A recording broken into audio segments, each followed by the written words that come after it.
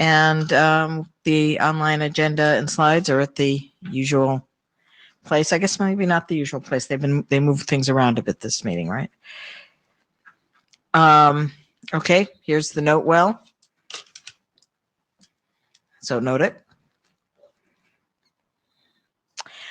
All right. We have people using the audio streaming and the recording, so please be sure to use the microphones. Please state your name and affiliation before speaking. And then we need some volunteers for joint note-taking. So who wants to help out with making sure we have notes? Okay, Pascal, anybody else?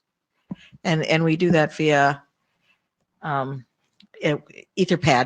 Yes. Yeah, when you go there, click on the link that says Etherpad-97, and that'll take you right to where you can enter in the notes for some good crowdsourced contribution. Okay, and then there's also Jabber. Okay, and Lou's volunteering to be a Jabber scribe. And I'm sorry, I don't know. Kelson is going to also be a Jabber scribe. Very good. Wow, that's going quickly. Thank you for the volunteers. The online agenda and slides are again at the on the website. Yeah, at the new location. And that brings us to blue sheets. Give me 1 second. So please sign the blue sheets. That gives us a record of who's here, and it also helps make sure we have a big enough room each time.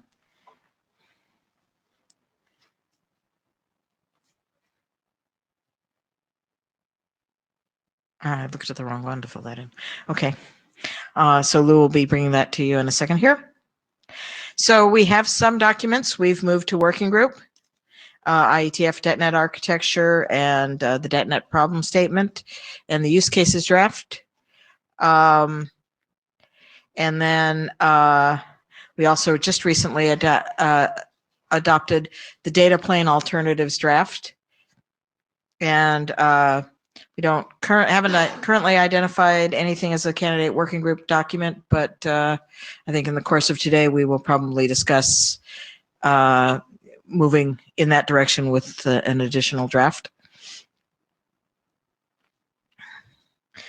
So here's our agenda. Any bashing for the agenda? Yeah, I don't think we ended up with any changes as often happens in the last minute, so I think we're okay. Okay. And please use the mailing list. That's how we build consensus in IETF. It's for working group discussion and for making decisions. We want to resolve open issues there, reviewing changes, and etc. And we're probably gonna, now that we've got a data plane alternatives draft, we're probably gonna want to start moving towards the point where we get a data plane draft. So please read what's on the mailing list and respond to it. And then based on how much discussion we have and progress we make, we will schedule meeting times. Okay. We have an IPR disclosure process.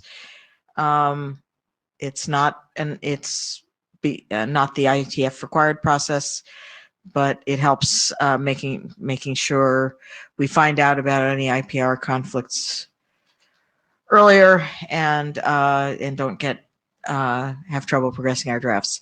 So prior to moving to the next step in the working group process, that means before we turn an individual draft into a working group draft and before we move a working group draft to last call, we ask for an IPR compliance statement from everybody who's listed in the draft. And actually, we have hit a couple of times where we had a surprising IPR disclosures during the adoption phase. So it's good that we did the process. And to the authors, I'll say, think about if you have a big document and you're going to add a very small piece that's IPR encumbered, think about whether you really need to add that piece and really does it add value to the document. If it adds value and it's really important, do it and then disclose it. If it really isn't critical to the document, it's just easier for everyone if you don't include it. If it's just something that's there as an informative piece of text, it doesn't really have to be there. I'm not saying don't publish it, just publish it in a separate document and point to it. But don't encumber a document for something that really isn't a core piece of the work being covered in it. Okay, so now we will look at where we are in our deliverables and our milestones. We're moving along. We've adopted an architecture draft and a data plane draft. We've got some drafts for the information model, and those are moving along. Yang models, perhaps it's been a bit early to get Yang models, but it's probably about time to start thinking about Yang models, and we'd welcome. We don't have information. Could use more. Right. Yes. Well, we have some individual drafts. The private comment I was making is we actually don't have. We don't have an adopted. We don't have an information model yet. We do have a couple of individual drafts that are on the agenda that are going towards that way. But if you feel that you have something to contribute in this area, it'd be really good to contribute, and you can do that either on list as an individual document, certainly in the discussion today. But now would be a great time if you have ideas and you'd like to contribute to the group, and now would be a great time to give us those ideas in any way you feel, including an individual draft. Right, and including if you haven't read and commented on those drafts that we have now, also reading those and giving us feedback on them to the list. Okay, so use cases we are in pretty good shape on. We continue to hone the use cases draft, but I think it's largely done. And service model, we should be hopefully moving towards a working group draft on that. Okay, any questions and comments? Yeah, we definitely are a little bit behind of where our milestones had hoped we would be, but we are making progress, and that's not too uncommon for working groups to be a little late on the milestones. We're not too bad, but we really need the group to come forward with proposals, particularly on those last couple of areas, to help us keep moving. So if you have ideas and you think they're relevant, don't wait, contribute to the group, please.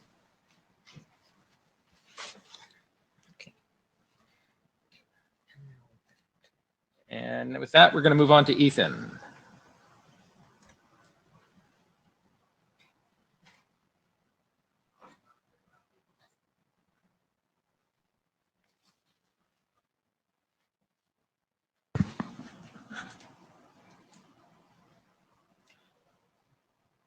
I'm Ethan Grossman from Dolby Laboratories, and this is the DETNET use case update.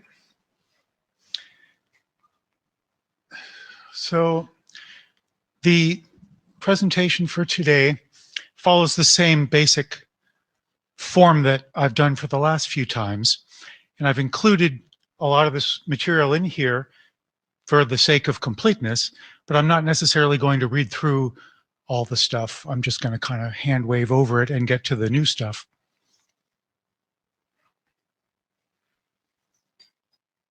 Did I push the wrong button? No, okay.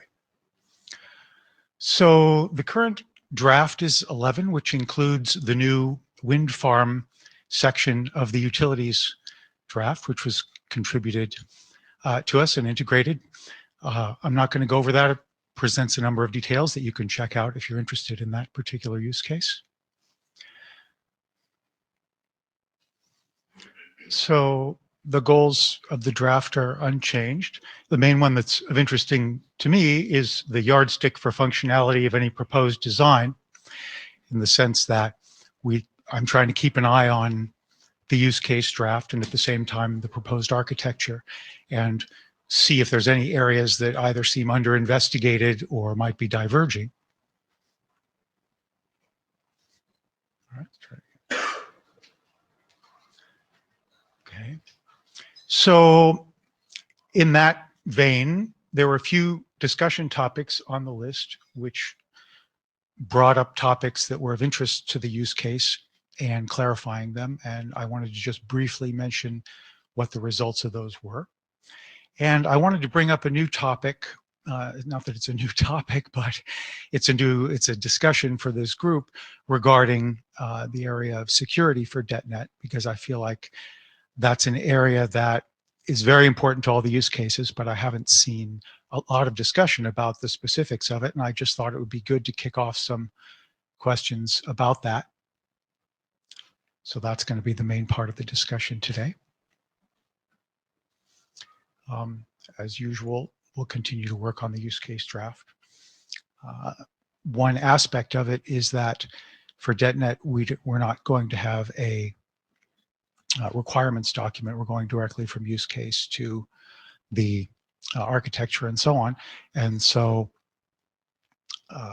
it may be that due to changes in the architecture, we need to change some things in the use case draft. For example, we took internet scope out, and that was something that was in the use case originally and had to be taken out. So that's why that direction is there.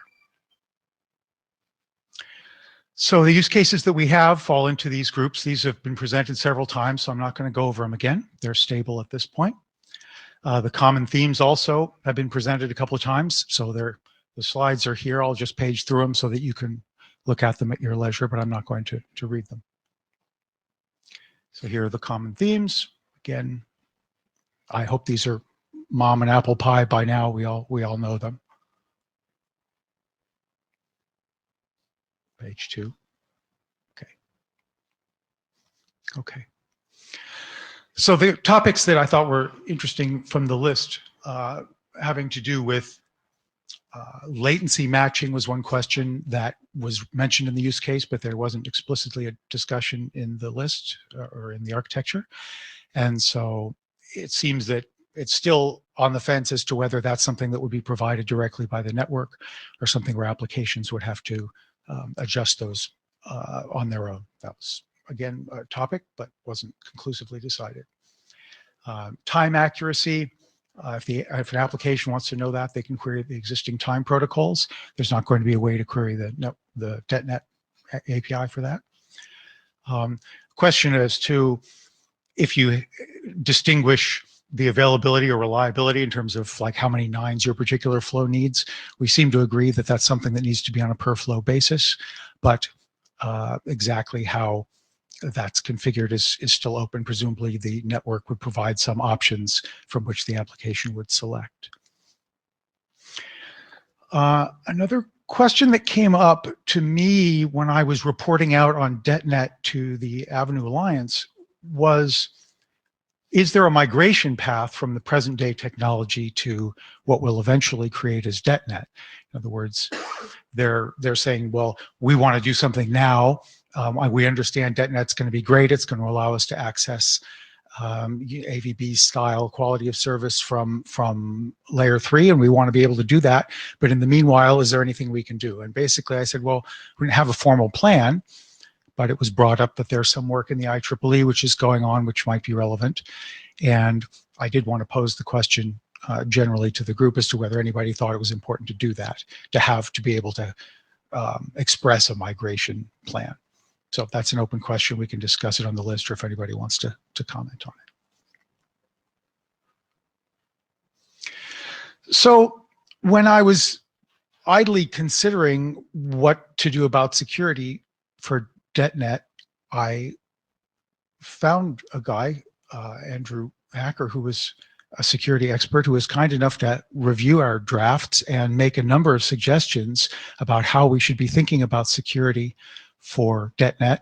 And just things we should be looking at. So it's a laundry list of many essentially questions and a few direct recommendations. And I just wanted to bring these up to the group, and there's no time to even get through listing them all today. There's quite a number of them if you see the slides, but I feel like they're important. And if anybody has any comments about how any of these comments can be addressed, I think we need to have a way to address them one way or another, even if it's to say, this is for sure not an issue with DetNet. We know that if we're doing it this way, we're not going to have that problem. But I think asking the questions and having them be openly considered is important. So the security strategy so far we've had is, well, we're not going to break security. That's our strategy, is don't break anything. But it just seemed like a little more detail might be helpful. So what I was thinking was, well, we'll enumerate the various DetNet technologies that we end up selecting, and from there determine what holes there might open up or what aspects of it that might require us to do something specific with respect to either specifying an associated protocol for the security or having to modify one. And then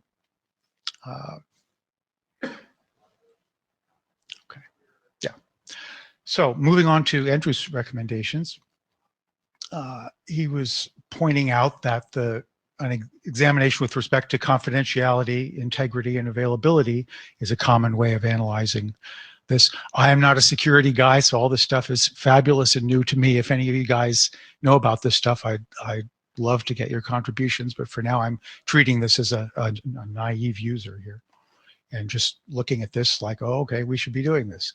So this is one way of ordering the information in terms of the confidentiality, which is sort of about encryption and that kind of thing, versus integrity, which is more about signing and stuff like that, and availability, which is, does the data actually get to where it needs to go?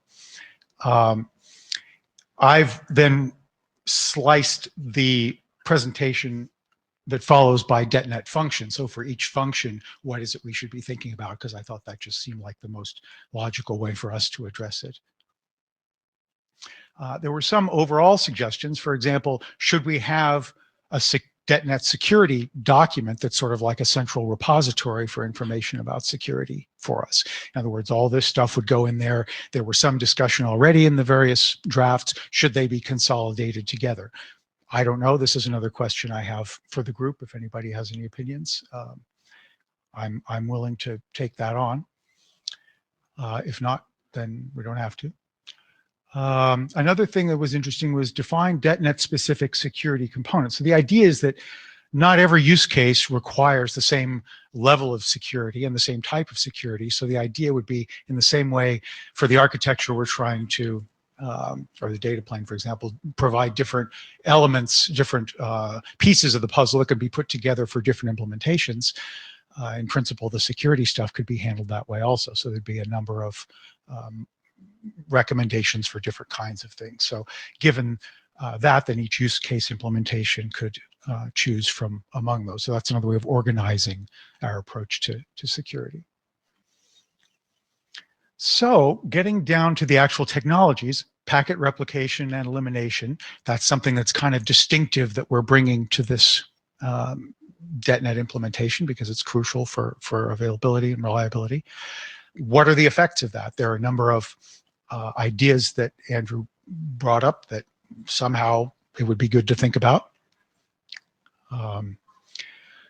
Does having those extra packets and those extra paths affect any of the existing security protocols? Does it affect an attacker's ability to inject and validate malicious packets? These are questions. I don't know, but it seems like it would be really nice to be able to answer these things in some kind of way.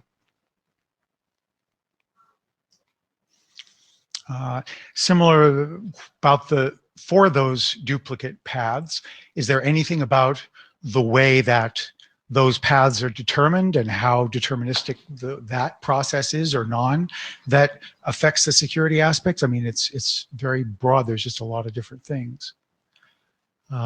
If we use logical segmentation between the DetNet and non-DetNet paths, such as the discussion there's been lately on network slicing and so on, it's like, how does that affect things? Is there anything that affects IT type traffic versus OT type traffic that makes any difference in that way? In the sense of query and response process execution, is there differences in the way the IT versus the OT stuff works because we have a converged network that somehow has some significance for security? Are there specific packet fields which need to be encrypted? Because anytime you introduce encryption, it takes time. And how much time does it take? Is that time variable? How does that affect our jitter and timing requirements? Are we going to deal with ingress and egress to the domain, or is that completely in a layer above us and we don't need to deal with that? If we can answer it and just say that's not us, we don't have to do it, then that's a perfectly good answer. I'd like to think that that applies to some of these questions, but not necessarily all of them, perhaps. Similarly, message authorization, it's like if we agree to punt that to higher layers, what happens if the message gets messed up at the DETNet layer? That then would make it impossible for the higher layer to accurately process it. So maybe we have to think about things like that. A lot of the time in security systems, things are monitored at runtime. So again, this may be something that's part of the overall network and not part of DETNet specifically. But for example, a lot of time logging is used in security systems. Is there anything about DETNet that has to be logged? I don't know. These are interesting questions. There's the last line item here about embedding intelligence directly into data packets. This is Andrew's particular research topic, so I'm mentioning it here in deference to him. And if you have interest in that, that's a possible tool that could be used here.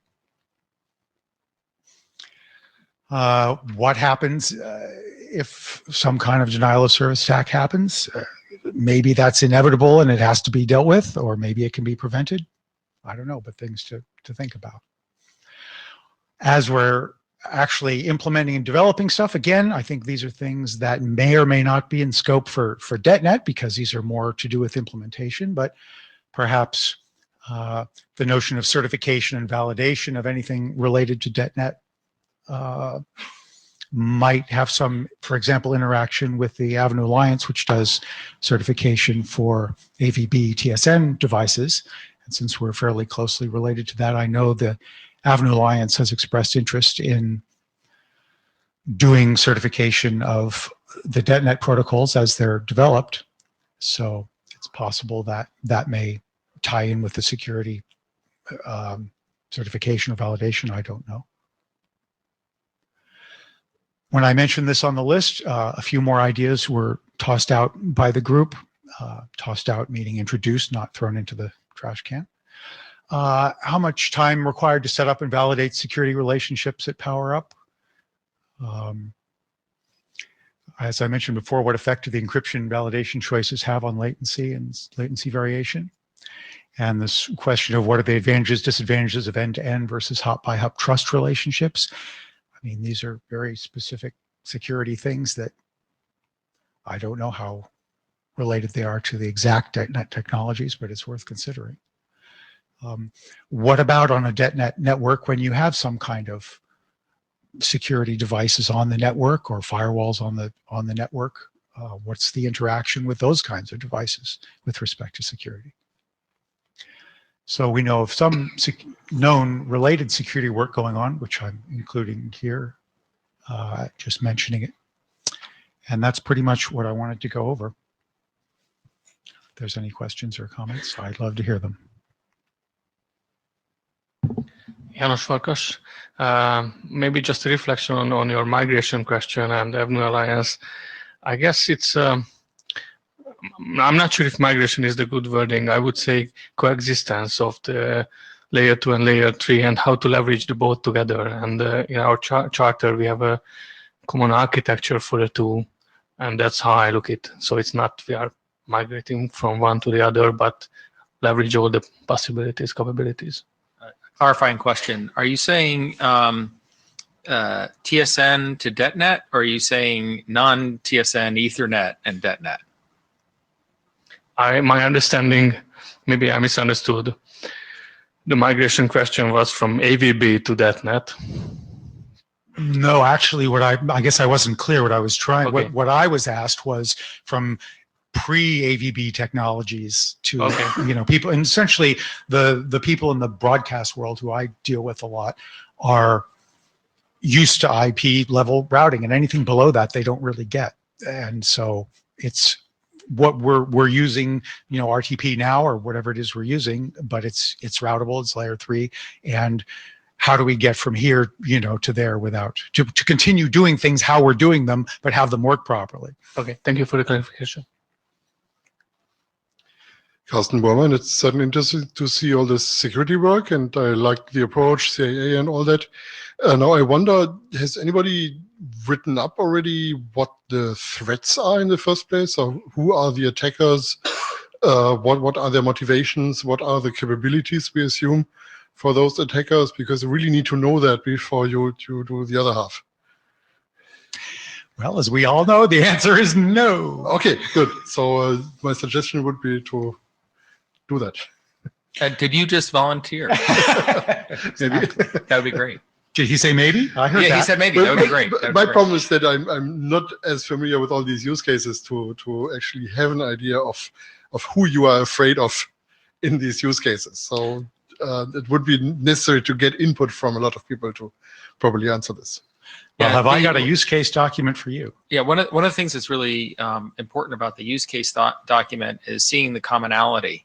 So if you could look through the use cases and then think about what sort of common threats there would be, or we also look to common solutions, but what's the commonality across the use cases, and that we should be thinking about as a working group, because that's really the most important thing about the use cases is understanding the commonality. Yes, but then there may be some security threats that are actually very specific to. Yeah, I was just thinking in my head, do I really want to say and the outliers? But so you Yes, said it. Thank okay. you. Yep, good. Okay, Deborah Brungard, you're speaking as your AD. When we were doing your charter at the ISG, the security ADs actually had put those couple of lines in the charter to please consider security, right? So I think they will be very happy to see this work kicking off. And I was thinking I can also ask them possibly to help have somebody to help us kick this off, and so that we're not going down blind alleys. It's okay. Thank So, you. good. That'd be great. Thank you. Hi, John Dowdle, Airbus. This is something I have knowledge of on a systems level. I work with the security team quite regularly, so I guess I'm kind of volunteering to have a look. And but just some caveats, really. It's a good idea to analyze each use case, and say where are the threats likely to come from, what is the impact of a threat being realized. But you can make some general suggestions, but I think every system integrator who builds using this technology has to do their own assessment, because they have to look at it. It often comes down to money. Because an organization will say, well, your security stuff is taking too long, I can't afford that. But you have to fight back and say, what's the cost of not doing it? What is the operational impact to your system? So, for example, if you're in a power utility, some kind of interruption is clearly quite important. If you're in an audio setting, what's the impact of? I suppose there's two things. There's really, is the equipment just going to go wrong and madly thrash about and throw random stuff around, in which case that's an internal threat? Or is it an external threat, somebody trying to inject something into your system for malicious purposes, or I don't know, all kinds of things. I mean, we all read the press and see the stuff that goes on. But it's a question of looking at what the possible threats are, and then kind of drawing a line somewhere down the page and go, well, the ones below this line are too expensive to implement. I can't really afford it. And that's what's known in the trade as risk appetite. What are you willing to put up with because you can't afford to fix it? Yeah, but it's so it's a kind of an individual system thing, but it's good to look at the use cases and go, what are the typical threats going to be to this use case to give system integrators an idea of what it is they're going to look for in their own system. That's got to be put at the top. If you're building a system, you've got to do your own security analysis here.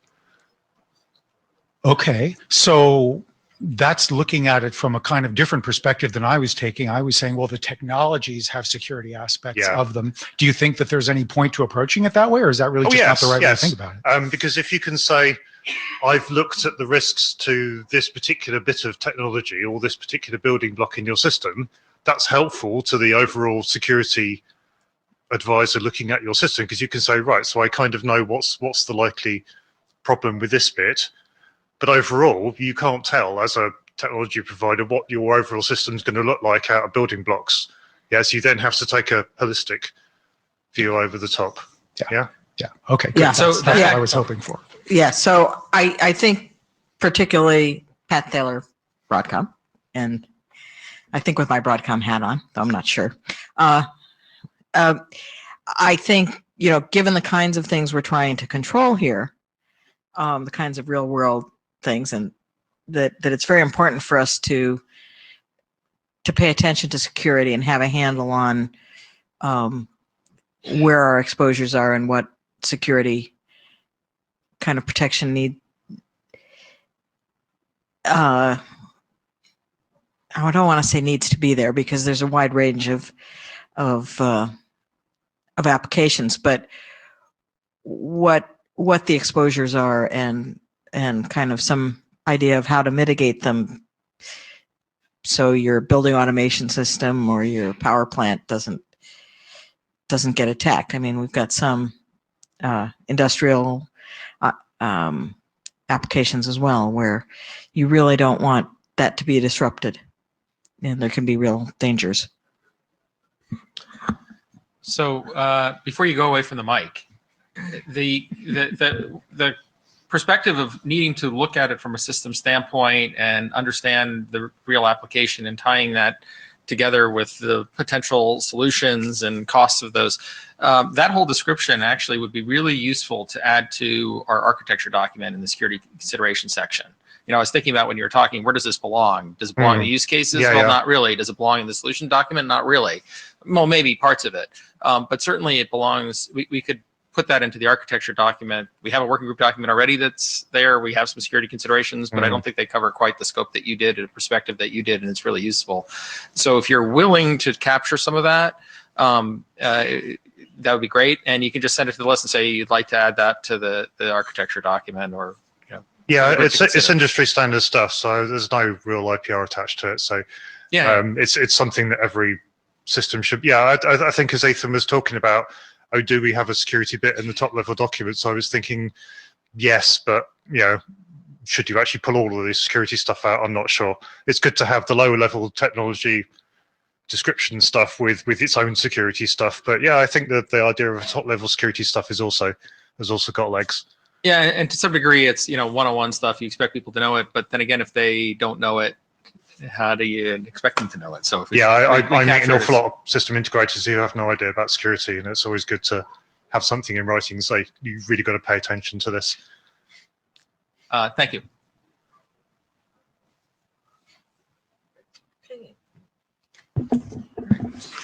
Thank you. And our next presentation is on cross-hauling. So Carlos.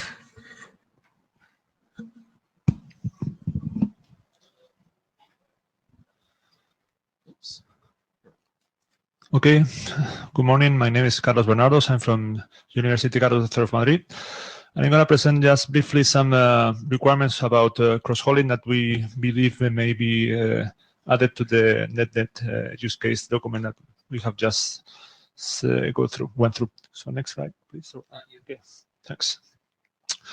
So well, the objectives of the draft and this presentation is basically to go through this requirement that we have been working on as a result of a European project called 5G Cross-Haul, and to see what if there are some missing requirements from what is already in the DETNET general use cases document, which already covers quite well the mobile networking use case. And then if we identify any difference or any additional is may be worth to be added to basically contribute to that document. So, well, before going into the requirements that we identify, just a brief overview of what we mean by cross-hauling. This is a general picture of a mobile network architecture. And here we just present, basically we have here on the right-hand side, the core of the network. On the left-hand side, we have the access. And just a bit of terminology, in general, is called backhaul, the network that basically connects the core of the network with the radio access network. That's generally called backhaul.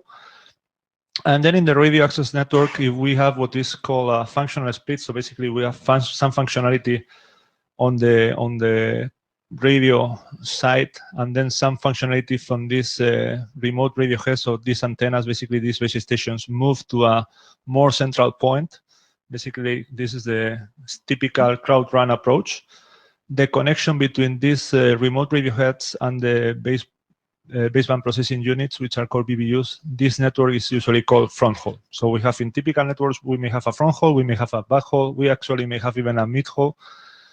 And what we mean by cross haul is basically integrating this back haul and this front haul. So having the same network for the back haul and the front haul. So that's what we call cross haul or X haul, depending on the document. Usually you may find both terminologies or both terms. So looking into a cross haul based architecture, so having this same kind of network for both things. In this project I mentioned, we came up with a set of functional requirements and also performance requirements, and they are listed here. So basically we have, for example, in terms of functional requirements, supporting multiple functional split. And what is a functional split? So basically it's what type of functionality moved from the typical base station to this central point where you move functionality. So you can have, for example, here just physical layer stuff, and then you can move layer 2 stuff here. You may move part of the layer 2 stuff here, but keep part of the layer 2 stuff here. So these kind of things, depending on where you move, you have different functional splits.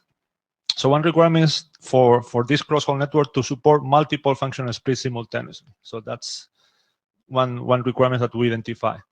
Then we have some requirements dealing with multi-tenancy, so isolating traffic, being able to separate traffic, so having different performance for different traffic, these kind of things. We have also consistent and compatibility requirements, so we have to, whatever technology we do should be compatible with existing mechanisms like Ethernet or other approaches. We have also some requirements in terms of transport efficiency, so whatever mechanisms, technology we use, we should be as efficient as possible, of course. We should also support having inbound control traffic for management. We should also try to be as more energy efficient as possible, trying to be, for example, the energy use as proportional to the traffic that is handled, these kind of things. I'm not going to go into all the details, just the goal is to basically summarize the requirements that we identified. And we also identify some performance requirements based on AO2.1cm. And I will not go through the numbers, but basically we identify requirements for latency and packet loss, depending on the different radio access technologies that may be supported. So very quickly, this is what we had in the document.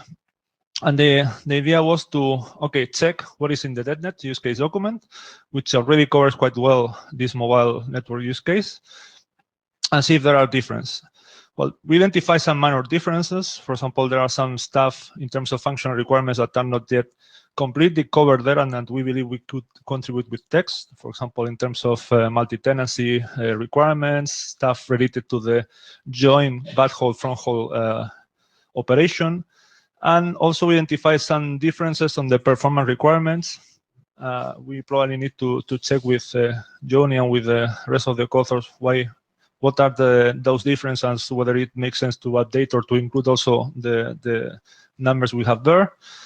And basically the idea is, to have this contribution to the DETNET use case document if you agree that we can send some text to complement that part. So that's basically our goal with this presentation, is not to have a different document, is more to actually contribute with text to the existing one. So you have any comment or question? Somehow I'm looking at the author of the use case document. Oh, you get a different author to come up. Yeah, Jouni Korhonen, Broadcom. Yeah, sure. I would welcome you to kind of fix the missing parts. Let's put it on. I wouldn't care about the performance requirements number so much because they differ depending which document you look into, and they are kind of moving target, unless they're like a really a difference in scale. So otherwise, those numbers are more or less like advisory.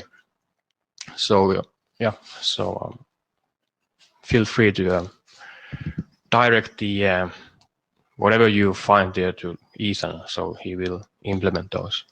Okay, perfect. So basically, over the next few weeks, we'll send text to the list. Thank you. Great. Thank you. Feel free to have as much conversation as you'd like on the list. We know that not every conversation is going to work on the list. Sometimes authors can do things a little more quickly, just one-on-one, but feel free to have as much of that on the list. So look forward to that update. So I'm not sure if we're going to do remote presentation here. Actually, there was one change. I don't know if Janos is going to do it or going to try to do it remotely. This is online. I guess not. Hold on one moment. Doing it local.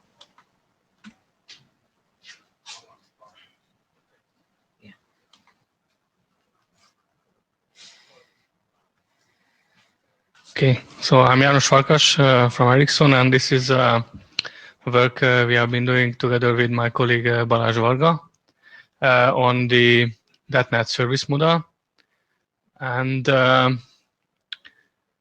this is still work in progress, so this is the second draft, and we would be grateful for comments and feedback. So what is the goal overall? This has been initiated based on the discussions we are having in architecture, in the data plane, and so on and so forth, that it would be good to have common terminology and common understanding of what is the service, what kind of .NET service is provided, what kind of .NET flows are there in the network, and what are the service access points where these flows ends and start. So this one of the main goals of this whole document is to clarify and have a common understanding of the service model via well-defined reference points and components and flow types. I'm going through those details briefly. Here you can see the content of the document.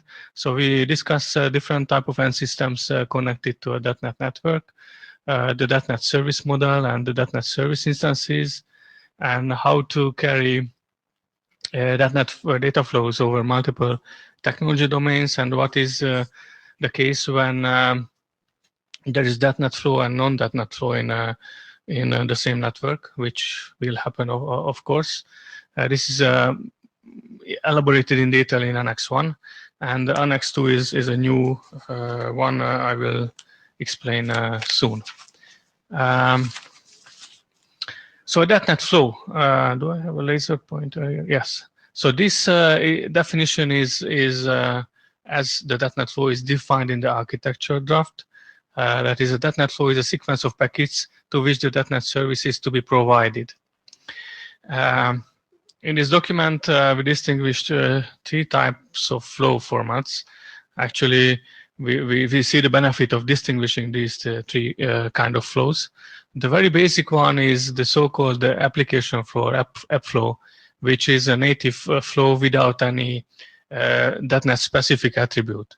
So looking at this picture on top, the app flow is a native flow between the two applications on the top.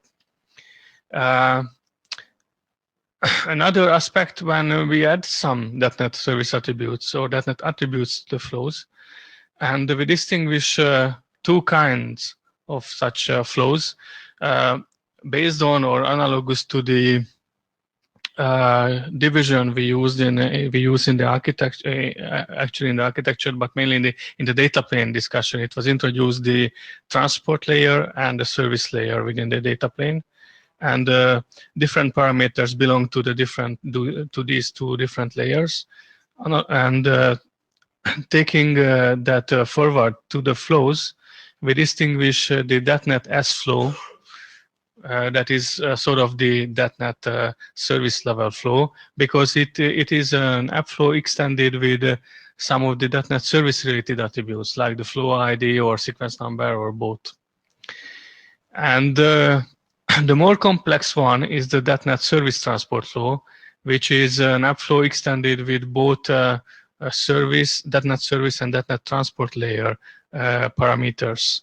So in fact, the DETNET ST flow is encapsulated according to the forwarding paradigm used by the DETNET network. So that's the full-blown flow, if you wish. Following or elaborating more this approach, we can distinguish the end systems. So there are actually three kinds. In essence, an end system is either DETNET unaware completely. So that is the one that sends and receives app flows, or an end system can be equipped with some DETNET functions. And here we can divide similarly to this division, whether the end system is DETNET service layer aware, or the end system is both DETNET service and transport layer aware. We call it just DETNET end system. So this is the full-blown DETNET end system, if you wish. Let's see pictures for these end systems. So the simplest one is the DETNET unaware end system, which originates or terminates native data flow. So this is the one you see here. This is an edge node of a DETNET domain, and this is a DETNET unaware end system. The second one is a DETNET aware end system, which is aware of the service layer. So the flows originated or destined to this DETNET aware end system are extended with the service layer specific parameters. And the full-blown DETNET end node is the one that terminates or originates the DETNET ST flow that is extended with both service and transport layer parameters. So what are these reference points you already saw in the previous picture? This is, all these pictures are from the draft, and this one aims to capture all kinds of services you can have in a DETNET scenario with interfaces and reference points. Actually, one is missing. One reference point you will see in the next picture. So the simplest one is the internal reference point for the application flow, which is denoted by O. And for the DETNET S flow, the service layer of our S flow, the end system internal reference points is denoted by a simple V, and for the more complex ST flow, it is W. It is two V's because it covers both the service and the transport layer. So that's why you will see it in this one in the next slide. And as for the interfaces, we have the user network interface, the UNI. That is on a DETNET edge node, and we can have NNIs in certain deployment scenarios between networks. So moving on to the next one, as I mentioned, the full-blown end system has this W service endpoint inside, and as the figure illustrates, this DETNET end system can be interpreted as part of the DETNET domain, because this is an access point providing both the service and the transport layer attributes. Okay, so this is another alternative, another case for illustration of all kinds of services.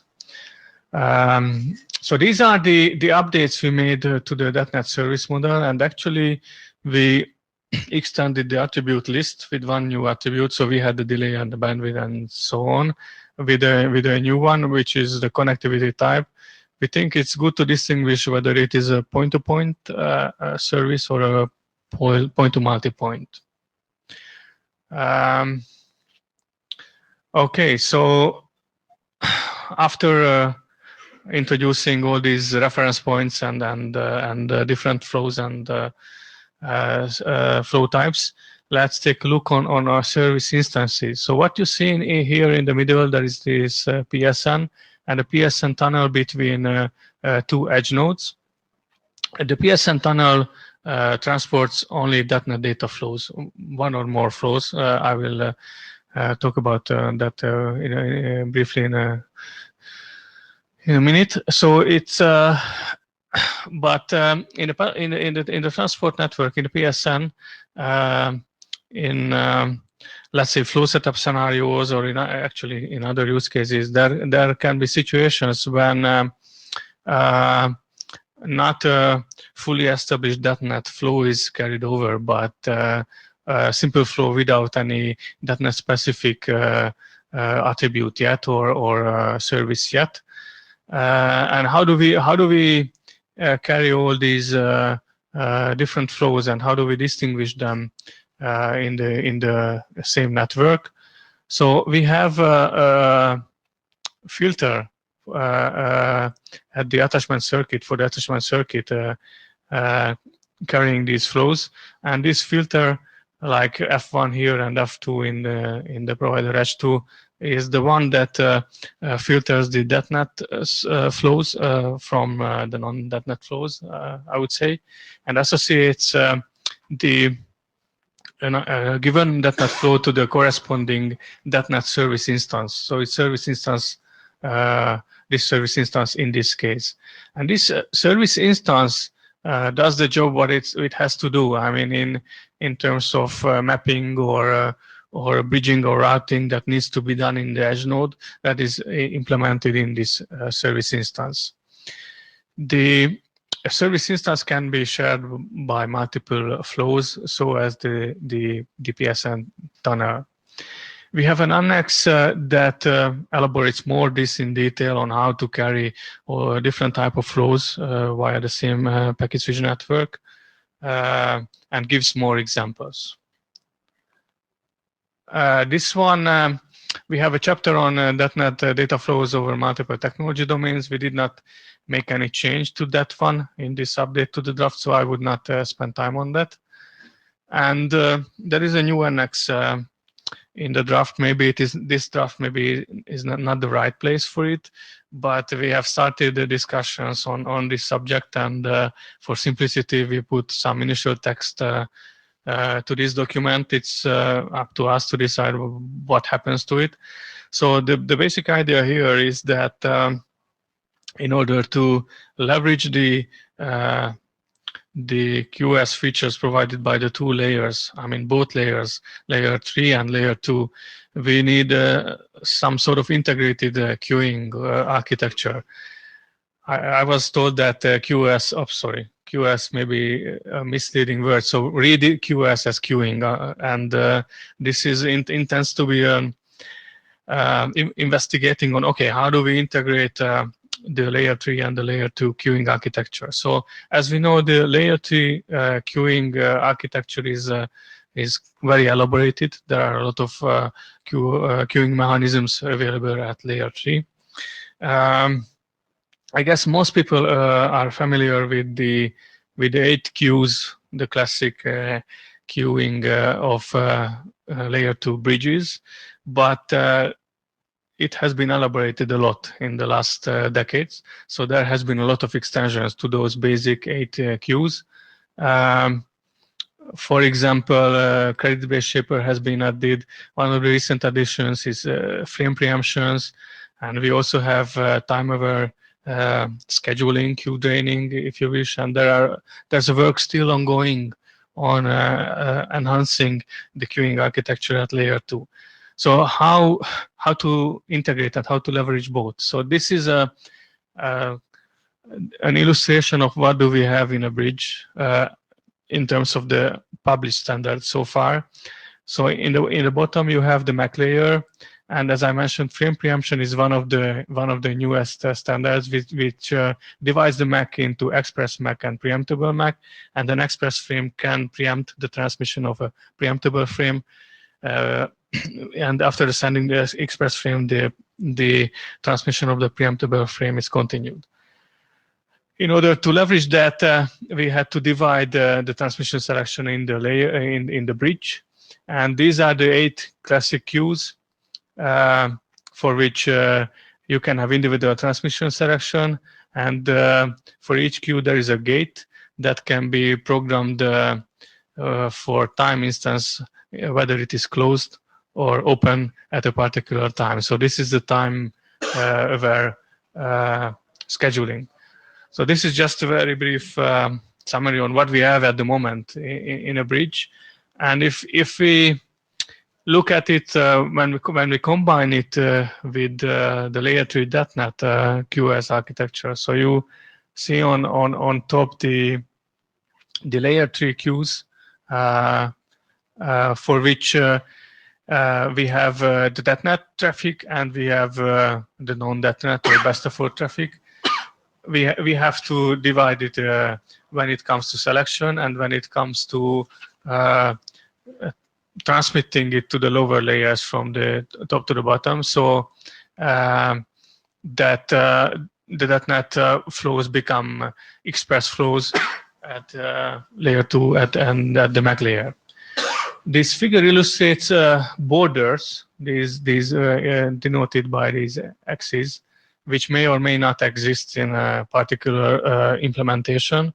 And one key aspect to pay attention is that when the flows transfer through these borders, a different service access point is needed for the DETNet and the non-DETNet flows. So we have to distinguish them at each border in order to leverage the capabilities. As I mentioned, this is so this is a theoretical picture I would highlight, and it largely depends on an implementation, which queuing you have, which border you have. So it does not aim to provide implementation specific picture. This is just a theoretic one, and in this annex we just drew 2 kinds of approach to give a hint on what kind of differences you may see in an implementation. So one approach can be a monolithic node design when you have a central chip that interconnects the interfaces, or another approach is what we call the line card node design, when you have line cards and the backplane interconnecting the line cards. Each line card has its own network chip. And going back, so for example, this border is inevitable in the line card based design. So this is just a very initial thoughts on the queuing architecture for further discussion and to decide what to do with it.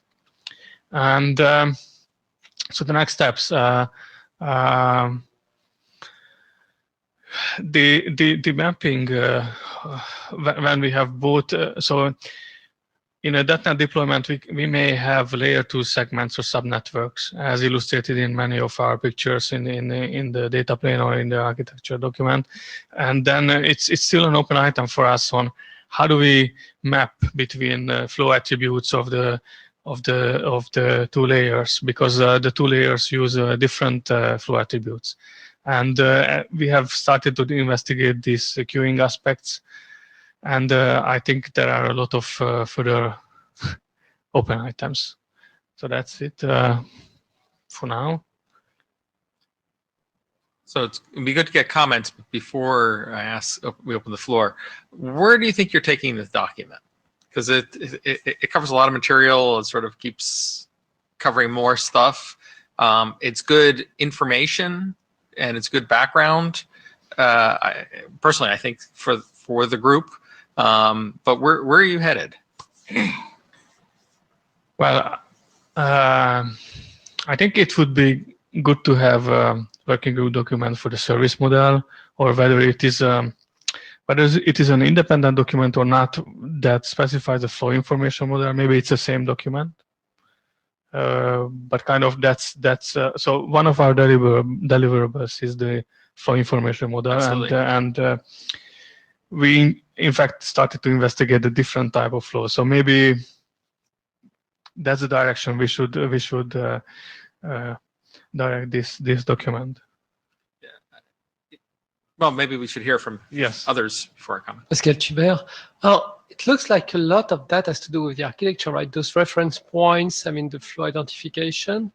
And does it make sense to merge some of this work with the architecture? Sure, we I'm can. used to find reference points in architecture documents. I mean, that's kind of obvious. That's a reasonable thing to consider. Yes. Although maybe my co-chair is about to disagree with that statement.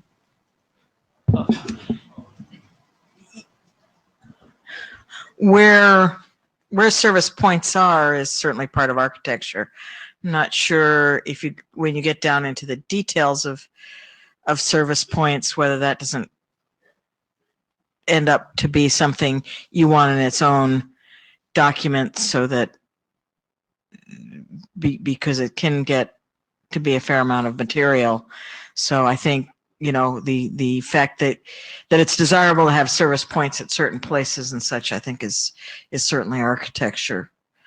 But when you start describing exactly what information flows across is supported at each service interface, that maybe gets down to a detail level that deserves its own document. Yeah, I actually agree completely. I think the information flow really needs to be separate.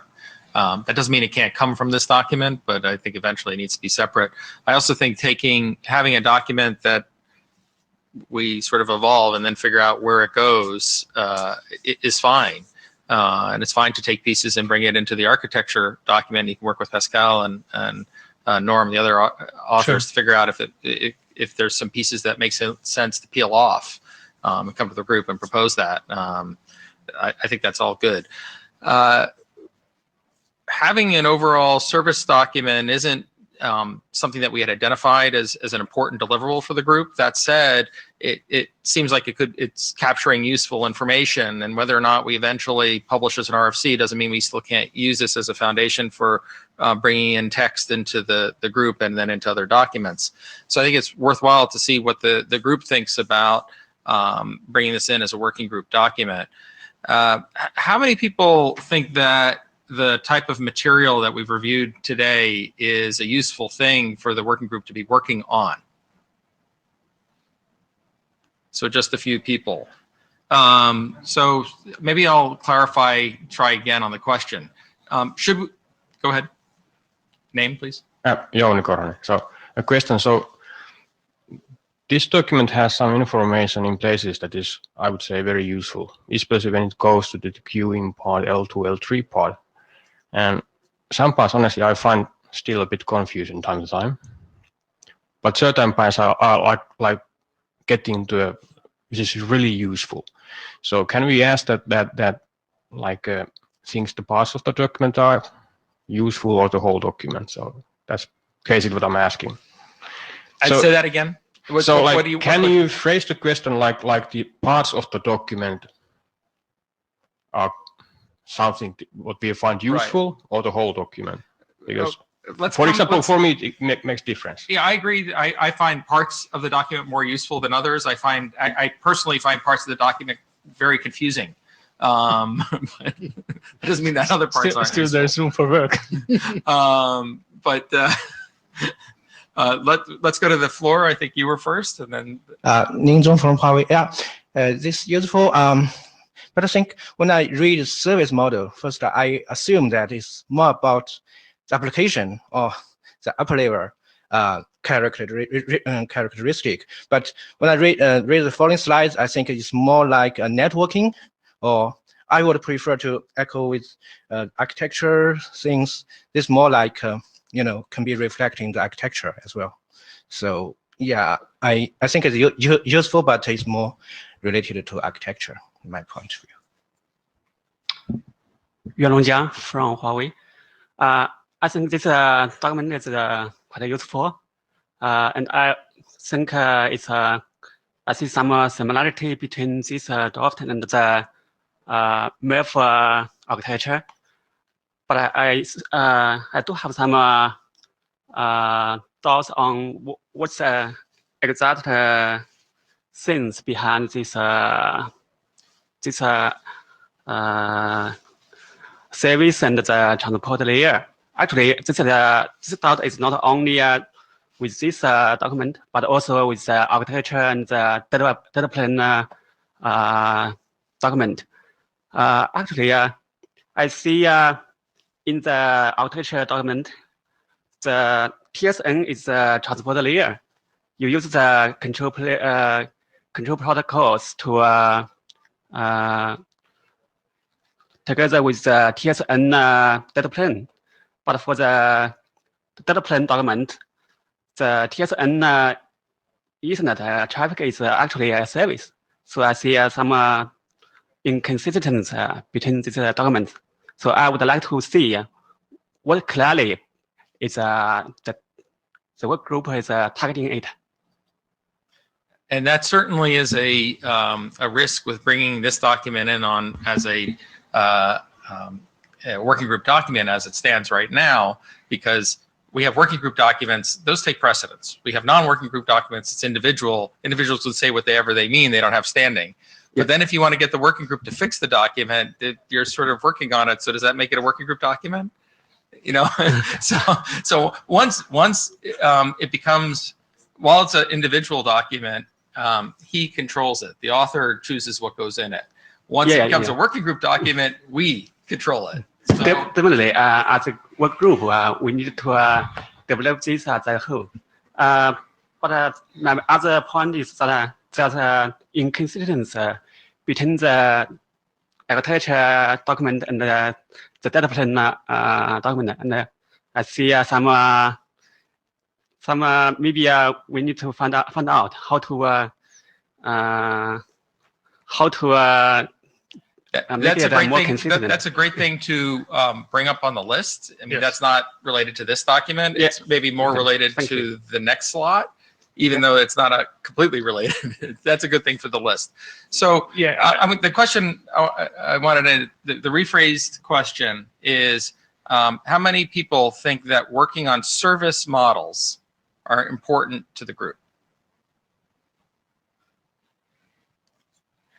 I think we have a few people there, and I'm not. I sense that we have some confusion or disagreement about what the meaning of a service model is, because to me, a service is something a lower layer offers to a higher layer. I think I heard some people say, well, a service model is something you have at the application layer, but as I understand it, anytime you have a lower layer offering capabilities to a layer above it, whether it's the network layer, the transport layer, or the link layer, or anything, that has a service layer at the top of it that's kind of the uniform way you describe what that provides. Yeah, I agree with the statement completely. The confusion I was going to say is I think we have confusion over what this document is actually doing. Maybe it's too early to ask if we want to make it a working group document, but I think we've identified a few pieces that are worthwhile to peel off, potentially take the document, take parts of it and move it to the architecture. So if you can work with Pascal and Norm on figuring out what parts might be good for the architecture document, and if you think there's other documents, working group documents, that would be good too. And then finally, look at the information flow that you've started talking here and look at it as a separate piece of work and try to bring it together in a broken out document and as a more focused and well-scoped document. It may be easier for the working group to digest. Yes, yeah. This is, I guess this confusion partly comes off that we try to address what is not clear and what is missing from the other documents and these service access point, the different type of flows and so on and so forth. So that There's a But lot of I good stuff, fully but agree it's that- really broad. Yeah, I so fully let, agree that it would be nice to figure out what should go where. And Yeah, let's- then, let's spend the next cycle refining it and kind of moving the things out that really should be someplace else, and then getting a more honed document. Yeah. So looking forward to seeing you take pieces out, put it to the architecture, take pieces out, and really do the information model. Yeah. Thanks. Thank you. That we're going to move on Data plan. to data planning, Jan. I uploaded the new set of slides When? just like a few minutes ago. No. Can you? You have a computer? I have it. Well, if they're uploaded. They uploaded. Oh, you uploaded. Yeah. Hey. Okay. Give me a minute. Because I can. This is why we don't try to upload on the fly. Yes. Give me 1 sec.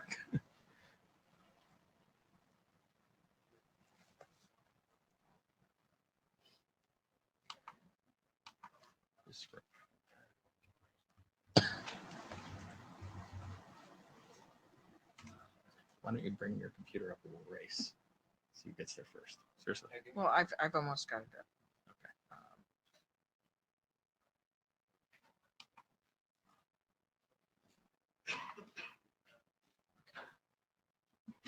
HDMI or VGA? I've got it. Okay. You may just have to save in.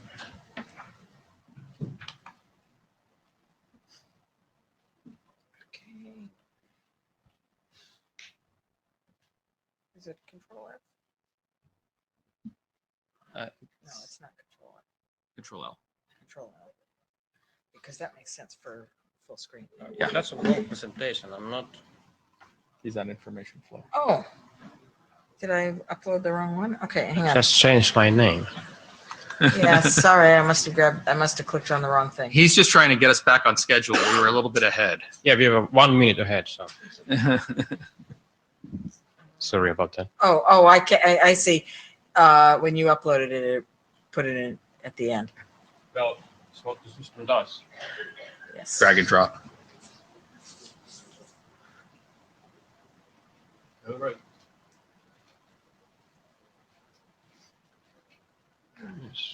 I don't know. It's thinking. Don't think. Just do. There. All right. There we go. Thank you. Thank you for your patience. Okay. So, so this is about the data plane discussion, and the just want to say something that you will find quite a bit similar things that was already in a previous presentation, because there's a certain things that kind of they overlap because they are on the same topic partly. And the I want to bring you back, like in IETF 94 we had a kind of teaser presentation about the one way of doing the data plane for DETNET. So you can go and check the proceedings for the slides on that. And as you know, that we had a good design team that looked into the number of different DETNET data plane alternatives, and we produced this working group document that is out there. It hasn't been updated for a while, and so what we have in this presentation, this presentation looks into a possible data plane solution that the and it's kind of based on the design team document input, and it definitely does try to kind of bring the attention to a certain set of solutions. The next slide, please. So if you remember from the last IDF meeting where we had the kind of presentation about the data plane design team progress, we came up with the current thinking, like there's a bunch of different technology, but we ended up saying that we have a set of like 3 different solutions that seems to fit the purpose with the kind of least changes or least additions or new inventions. So we came up with the pseudo-wire over MPLS or pseudo-wire over IP PSN or just RTP UDP are things that seem to fit into what is the DetNet data plane. And we also had this discussion like how many options we choose. So if we choose one, so pick one of those, okay, it makes the kind of documented the solution easy because you have only one thing to care about. But it doesn't mean that it would fit all the use cases and doesn't necessarily make sense in all cases. So, okay, what if we choose one, like starting like from the L2 interconnect and the like a native DetNet end-to-end use case. So there we have two things to worry about, but we can still have a reduced set and concentrate a couple of relevant use cases. And really, we shouldn't kind of look for more. And if whether the more use cases come up that we need to kind of cover with the data plane, I have that kind of feeling that once we solve these two, like L2 interconnect and the kind of native end-to-end DetNet, we can figure out the rest out of those two. Okay, next slide. So I have the assumption in mind that there's a QoS mechanism in both layer 2 and layer 3, and they are in place. And there's a sufficient queuing and scheduling mechanism in place in every layer that we need to care about. So the data plane doesn't really need to kind of go into those. And again, then the service model document had a great deal of this discussion already. Okay, next slide. So you remember this DetNet enabled network example, what we had in the data plane document. So this is something that I built up everything from like a reference to this same diagram. Okay, next slide. Okay, this is not the latest one. This is not the latest, but it doesn't matter. What? Anyway. This is not the next slide? This is not the latest document. It was what was on the... Yeah, whatever. Okay. I'll continue, don't worry. Okay, so the thing that we have the service that we need to look into. So we have DetNet end-to-end case. So this is the case one. If you go into a data plane design team document. So this is the case one, end-to-end DetNet. For example, you have an RTP. We're going to switch you back. We have the latest here. Wow. Okay. Can I switch this one? Oh, excellent. Thank you. Now you can. Then we have the TSN interconnect case. So we are connecting two layer 2 TSN islands over some other network. And then we have the service translation, which is the case 3. So we have a layer 2 TSN network, and we have the DetNet network in between, and then go back to a TSN network. So basically, the case where UL2 has grown too big and you need to route packets, and then you go back to layer 2. And then we have the service interconnecting case, it's a form of the previous one.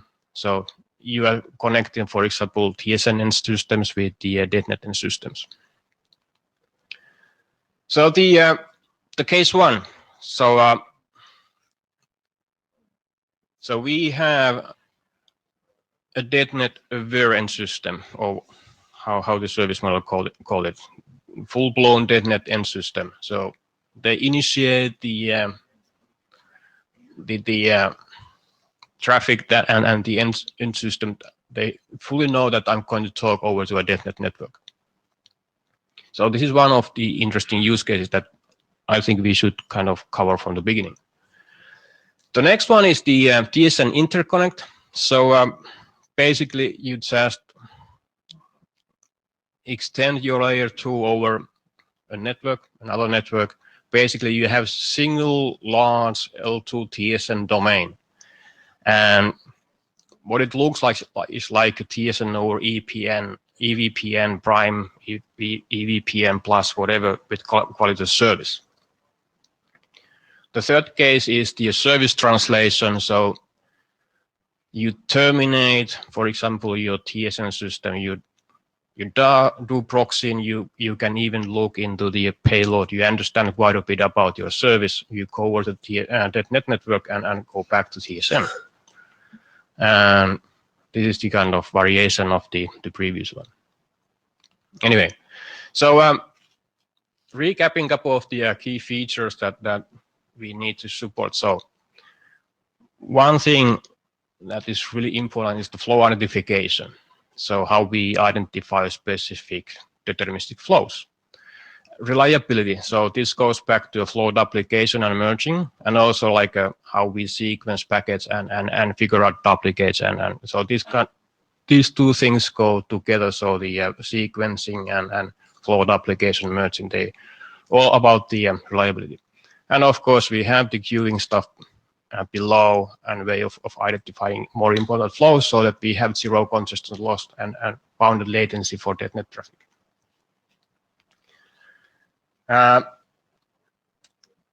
more about the things that when it comes to a kind of the data plane encapsulation, so flow identification. I have a couple of examples like 802.1 CP does. It has a MAC plus VLAN, it has octuples and so on to identify flows.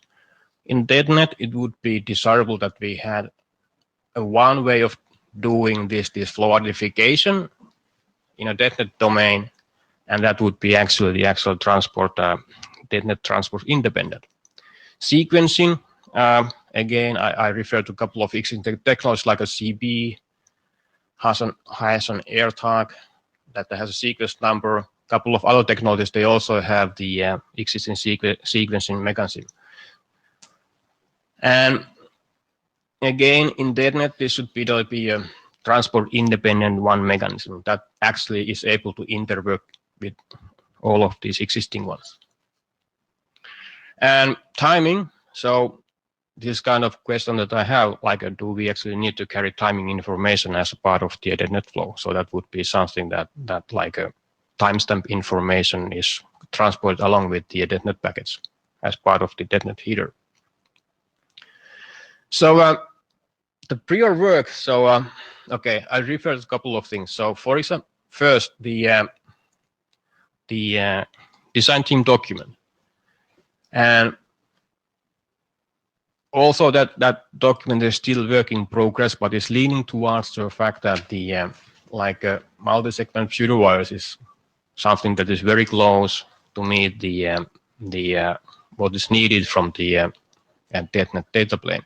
So we can map a couple of things into multi-segment pseudo-wire nodes, like .NET edge nodes would be TPEs, relays would be SPEs. We could use pseudo-wires to transport Ethernet payload, packet pseudo-wires transporting any other packet types, sequencing and duplicate elimination using control word sequence numbers. If we need timestamping, there's a precedent existing work of doing that with pseudo wires on TDM over IP and so on. Flow identification, you can have your PV labels to kind of label your flows, and that's a transport independent. And again, the whole thing we can transport either over MPLS or IP, and I think that pretty much covers all the needed transport mechanisms. Redundancy and protection. So if we level that up to a pseudo wire level, that can be done so that you can switch the transport below and your how you do your flow duplication and how you do your merging, and this stuff is independent of your actual transport, and that looks like a good feature. Also, in some cases, as you know, the pseudo wires have the NSP native service, whatever that is. You could also do that in that part, but again, then that would be kind of technology specific and scope the solution transport layer only to carry Ethernet-based traffic, which might not be the useful outcome. So assume that we had actually a pseudo-wire-based .NET data plane. So packet formats at the end, I'm very interested about the packet formats because you need to put something on wire. And in the case of pseudo wires, there's a lot of information already about existing work done. So it basically becomes something, I have these Lego bricks that I need to kind of put into the right order. So there's not really much invention to do there, which is a good thing. The service lever semantics, what actually happens, like if I need to, for example, end a TSN service and recreate a DETNET. So how I do that, how I do the kind of like the redundancy and reliability. Like, for example, if I want to do a similar type of service that I have with the IEEE.1CB frame replication, elimination for redundancy, how I would do that on the pseudo wire. So those are the things that I need to look into. I don't have the existing mechanisms for those. Okay, so going for the actual how stuff would look like on over the wire. So this comes from the RFC 39H5, so the pseudo wire architecture document, and how you would actually map that on the into a specific transport. So we have the PSN that can be on, in case you run that over MPLS, you have an outer label, or you can have MPLS over IP, or just IP. Then you multiplex in layer, which is basically the layer that you do the flow identification. You can have your pseudo wire label, and again, it's independent of what happens here. We have existing mechanisms of doing sequencing. If we need timing, there's an existing documents how to do that. And depending what is our actual application payload, we might need a conversions layer. So for packet, we look into the how to do a packet pseudo wires, or if it's the application layer is something over Ethernet, we have an existing documentation there how to do that. So this is just basically like a layering Lego bricks on top of each other. A bit more about this. So this is just showing the again, I just want to kind of point out about some of the overhead. So there's something that we need to live with. So this is going to increase your packet size a bit because there's an extra information that we need to put there. And so overhead is obvious, and that is something that we need to think about. For example, in a case if our actual service flow is, for example, something over RTP, UDP, because that flow already basically has everything.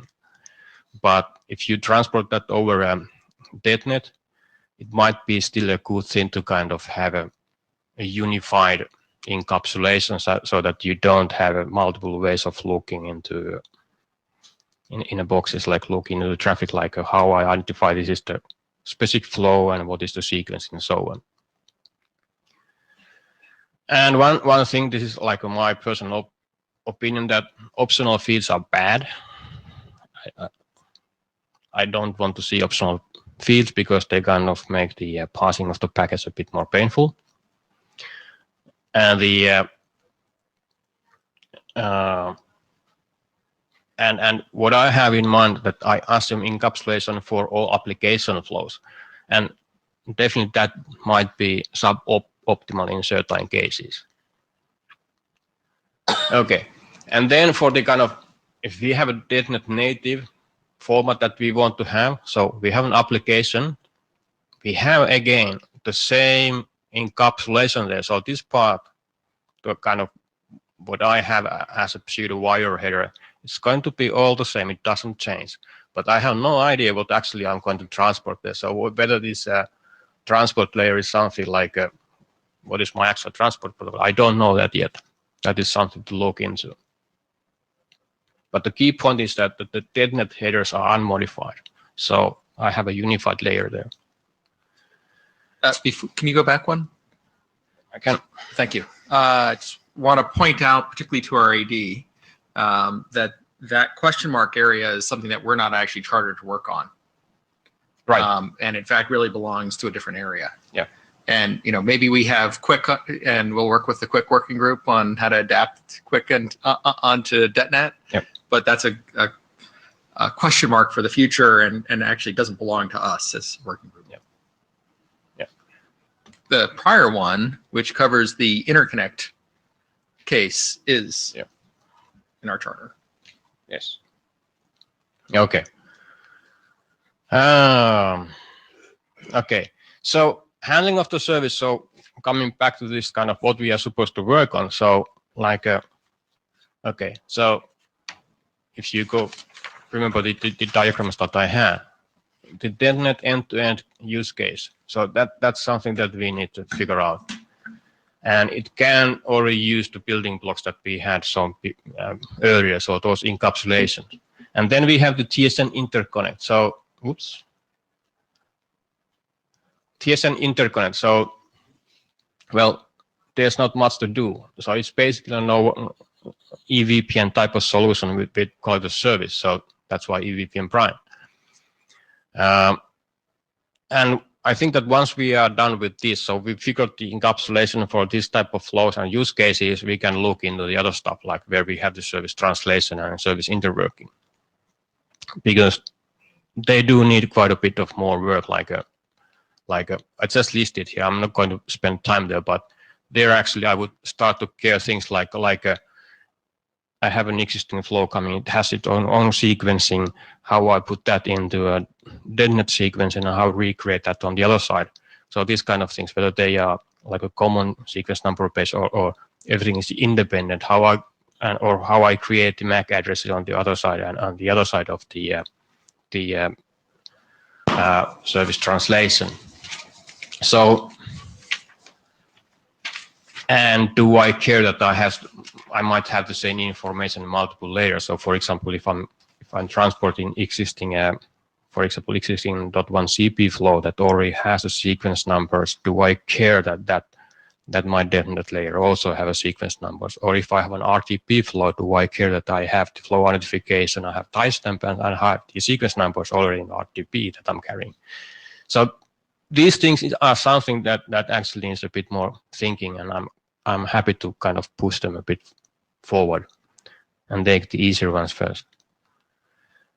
And it goes on. So there's a pseudo-wire specific issues, like especially on the when you start looking into the protection and stuff like that. So especially the hard thing to me is like how I would do the protection and the reliability thing. So where I actually do the split and how I do the merge. That is something that is going to touch a bit about what is the current definition of the pseudo-wire forwarder and the pseudo-wire instance. We need to look what we need to say there. Okay, so the at the end, so the Stroman proposal what I have is like we really start looking into a pseudo-wire based encapsulation for a DetNet flow. And we look into the multi-segment pseudo-wires.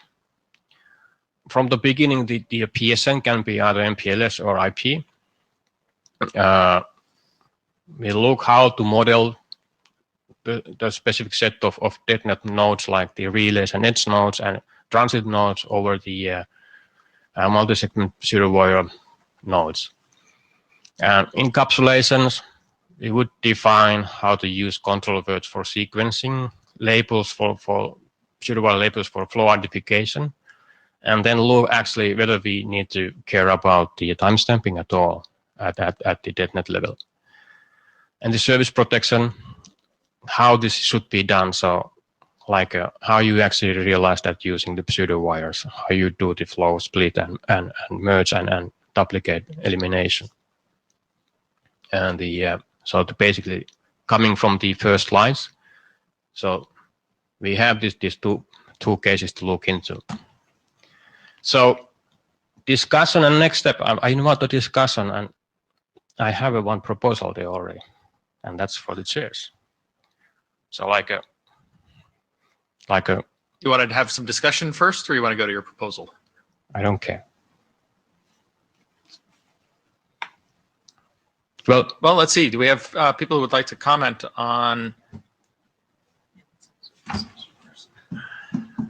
Go back. Comment on the straw man and also on the what's been discussed. Something to clarify. Did you just state your name, please? Yuanlong Jiang from Thank you. Huawei. Thank you. I just wonder, what's the definition of DETnet service? What is exactly IP service or Ethernet service?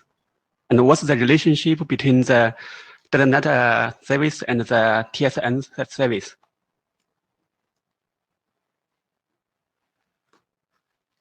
I flipped the slide for you.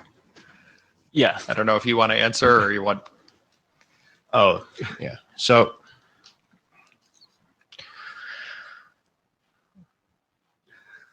you want to say something? Well, feel free to. So for us, the DETnet service can be an Ethernet service. It can be an IP service. We need to kind of be able to cover both. So for what I understand, TSN is just a subset of DETnet service. So, right? TSN is a IEEE way of delivering services that seems pretty similar to TSN. It's a to terminology. DETnet, but inside a very constrained use case.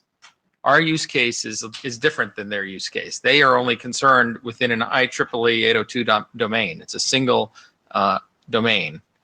So that we have multiple domains over router-based networks. So the addition of the router-based networks takes us from TSN to DETnet. DETnet also has the notion of DETnet native service, which is not independent of TSN. So we may operate completely without TSN. From the transporter point of view, DETnet has its own technology, specific thing, and TSN will have its bridge specific processing functions.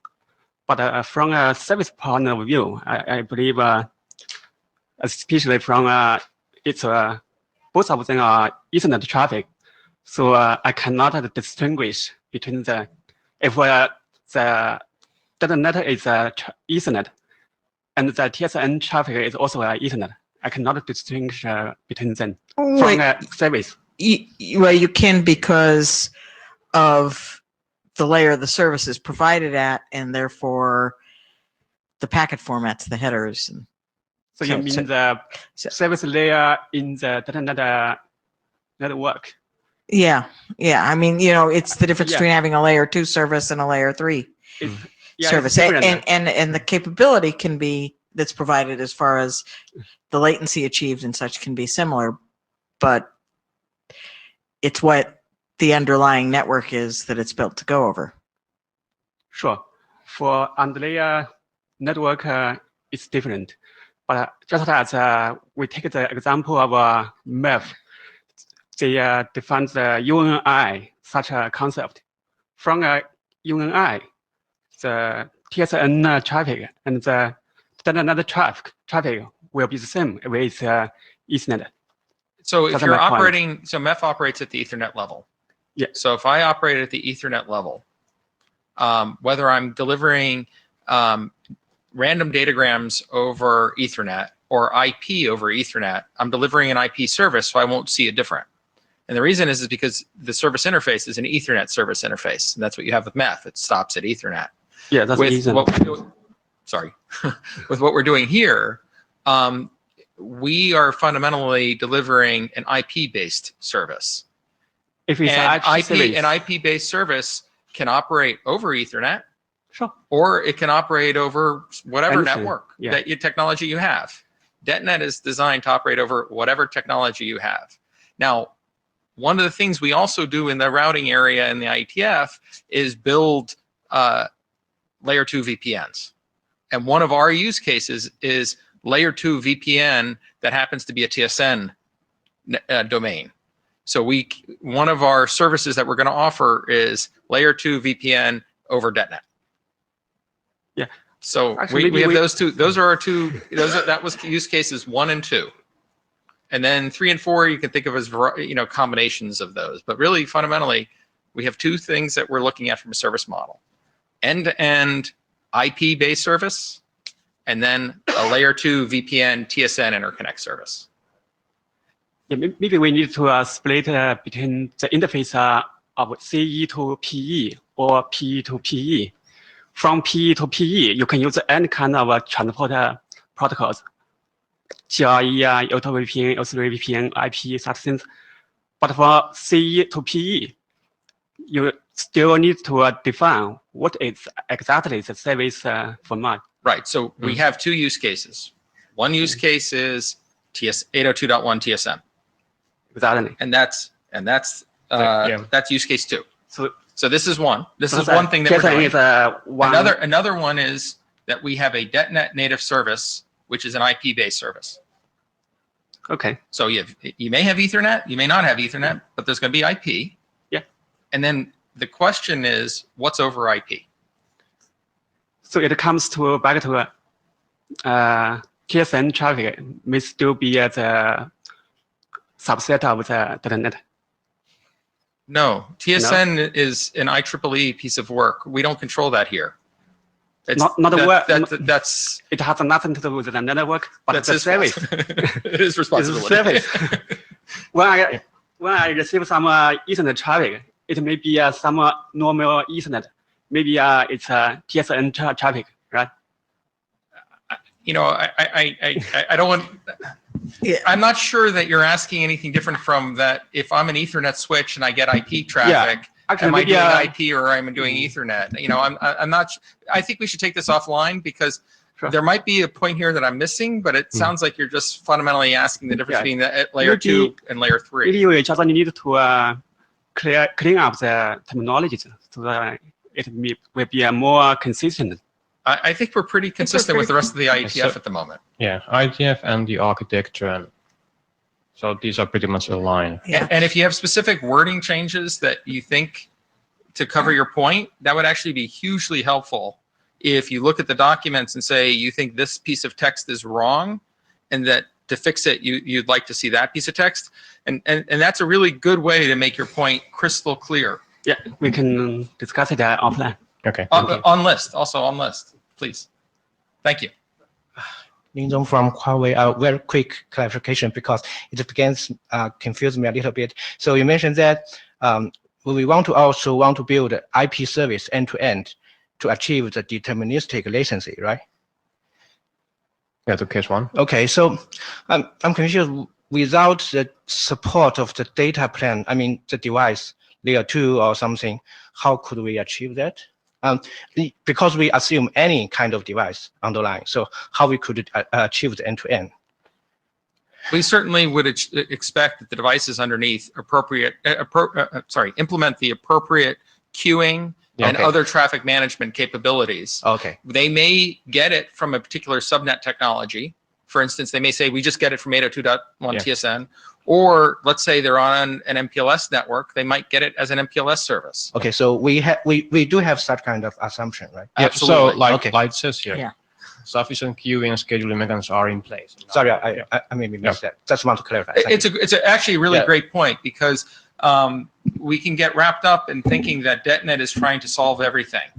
We're not. We're actually trying to use as much as we can of what's out there. Okay, yeah. And we're happy to reuse and leverage any underlying link layer technology, whether it be specified by this group, let's say through traffic engineering, or through another group like IEEE TSN. We're happy to take it from anywhere, and we want to leverage that. We don't want to invent it all here. If we were trying to invent it all here, we'd never get done. Yeah, makes sense. Thank you very much. Okay. Yeah, I think maybe now it's a good time to go from examining this to the question of how do we get from a data plane alternatives draft to a data plane draft. Okay. So now your proposal. Yeah, my proposal was that we had a design team that kind of that that already came up to this point. So my proposal would be that okay, there can be a multiple individual draft. That is also an approach, but kind of I would propose that we reincarnate the design team, and actually I would open it for some new phases. Sure. Because we had some loss of participation and stuff like that. So well, also the skill set needed to do a survey, which is what the original charter is different than doing a deep dive on an implementation. So I could see. Yeah. So again, just to clarify, what I heard is there's a proposal to reconstitute the design team rather than as a data plane alternatives one, but as a data plane solutions document and design team. Yes. And that would include revisiting membership. Yes. So the old members are of course welcome by default, but they also can kind of drop out if they want. Sure. John Dowdle, Airbus. Yeah, sorry, I was a bit concerned about how you assure the underlying transport as well. So yeah, happy with your assumption that that kind of is done. But could I make a suggestion that maybe you give one or two examples of how that might be configured, just so that we can assure ourselves that it is technically possible to.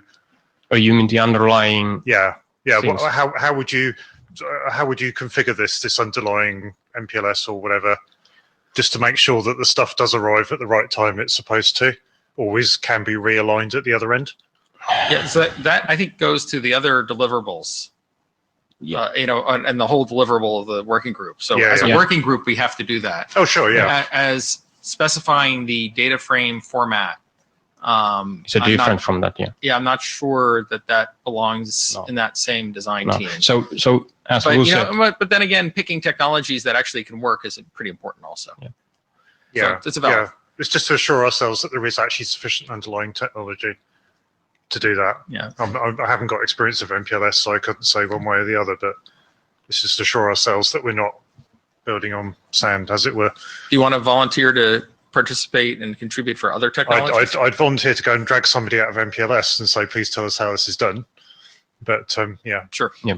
Okay. Fair enough. Any other comments? We think this is a reasonable way.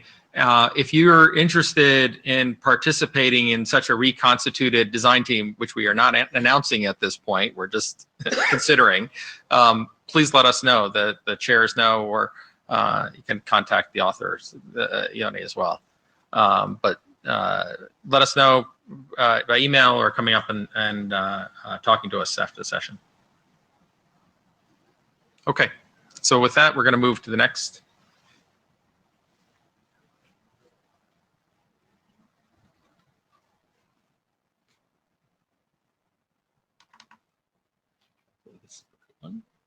Nope.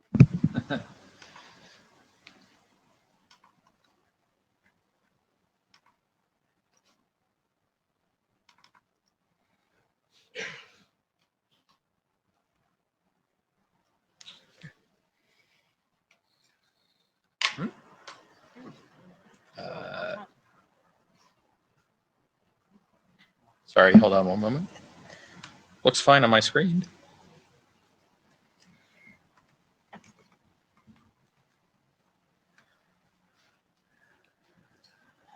You've got the updated version.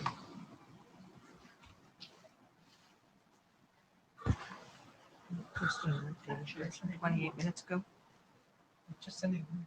Yeah. he Did just sent a it new get one. uploaded? It's in an email. Because for this one, I've got some typos. I think you have to live with the typos. Or I can present. I've got it. Sorry for I just saw it on the email. You won't have All to right. click. You'll have to tell. Oh, okay.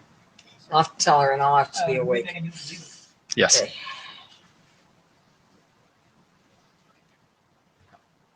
Okay. Hi, everyone. This is Yong. Today I'm going to present the update of DETNET flow info model draft. This draft was submitted before Berlin, and we got some comments of that, but not much. I think definitely we need more feedback in order to push this work forward. Next, please. So basically I'm going to highlight the update of the draft. So first of all, we add more information on flow identification and the traffic description. These two parts are very important for boundary delay service provisioning. And also we made some editorial changes. Next, please. So this draft is all about how to describe a DETnet flow and what kind of information should be, what kind of information of the flow should be standardized. In my opinion, an info model should define some common concepts of the DETnet flow, and it can be mapped into data models and being used by network functions. For example, flow identification, data plane configuration, resource reservation, control protocols, and the YARN models. So currently, we are more focused on the flow identification and the resource reservation. Next, please. So first of all, the flow identification. So for DETnet, it provides boundary delay service to certain kind of flow, which should be first identified. So network first need to know which one is the DETnet flow, and then use the dedicated resource to serve the flow.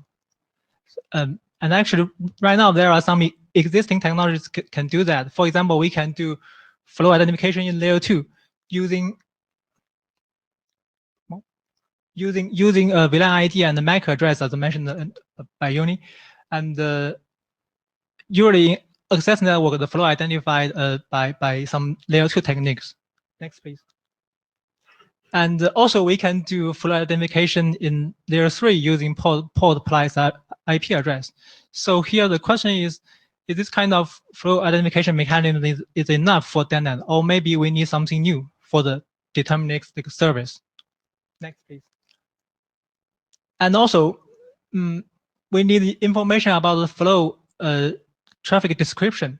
So for DETnet, it needs to reserve dedicated resource for the flow in advance.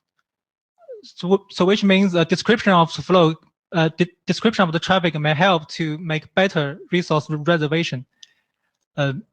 Is bandwidth reservation enough? I don't think so. A lot of research and works show that owning sufficient bandwidth cannot solve the latency issues.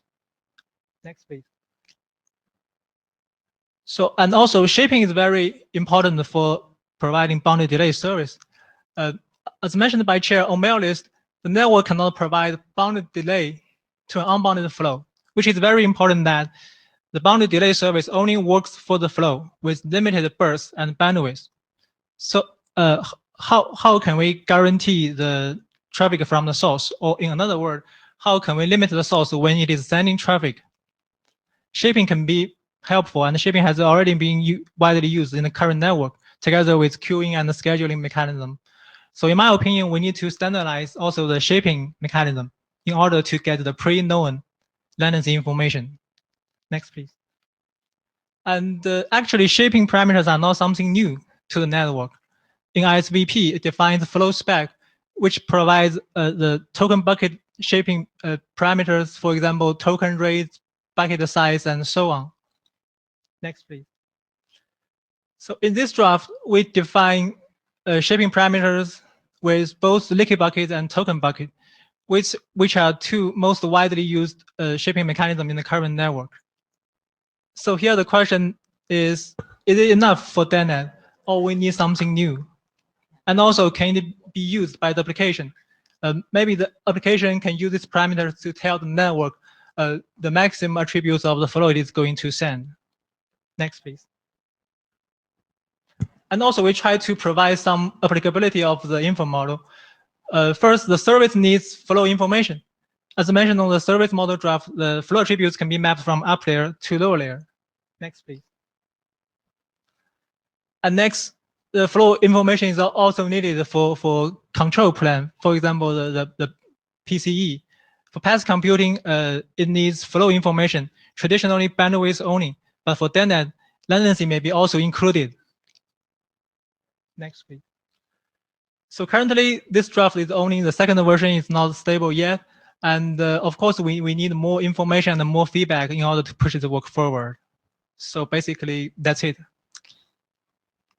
János Farkas, you mentioned you have not got that many comments for the previous draft. As far as I know, you got one at least that I would like to repeat here for the second draft, that I believe it is not that useful to start this from scratch, given what is already said by multiple presenters today, that we need to have a sort of integrated model to leverage both layer 3 and layer 2. And there's ongoing work in IEEE 22.1 mentioned by Ethan QCC, for example, that is already on the radar of Avenue in order to use it, that defines a flow model. So it would be better to leverage and build upon existing stuff and extend that instead of doing it from scratch. Pat Thaler with my 802.1 participant hat on. I think what we found generally in 802.1 is that to control deterministic latency to the point that we need to for some of the use cases, the token bucket and schemes and leaky bucket schemes didn't give precise enough a rate of emission in order to prevent situations where just packets built up, too many being simultaneously emitted into the network. We found we needed to go to other mechanisms in order to control for the very latency sensitive apps. So, I mean, Janos, again, if I was not clear, I would suggest to take a look on IEEE 22.1 QCC and investigate how to build upon that. What is needed? Yang is included in that one. Information model is included in that one. So on and so forth. So you earlier talked about doing something on the information model side. Maybe you can contribute that perspective, and then together we can get you guys to work together to come That's up with a more comprehensive proposal to the group. That'd be great. Thank you. Thank you. So with that, we're actually a couple of minutes early. Are there any other topics that folks would like to bring up at the mic, or are we going to break 3 minutes early? All right, go enjoy lunch. Thank you very much. I think this was a productive session. Look forward to the follow-on contributions. 3 minutes early to get ready for the working group challenge. Oh, we gotta bring it wrong. Yeah, I actually wasn't gonna go. I wasn't gonna go, but I think I'm now available. Okay, so we can run down into the shopping mall. Yeah, that's what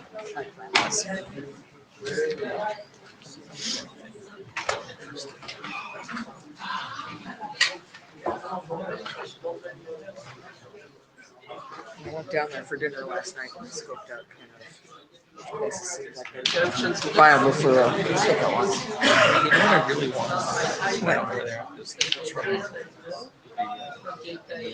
Oh, I didn't see any of those. I need like a 7-Eleven. I think those are too high end.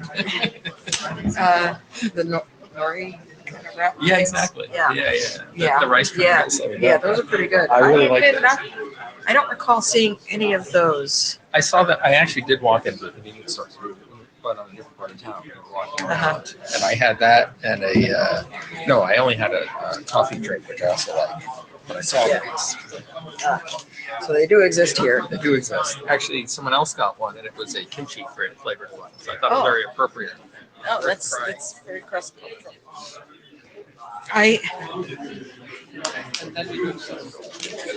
There's one store getting all of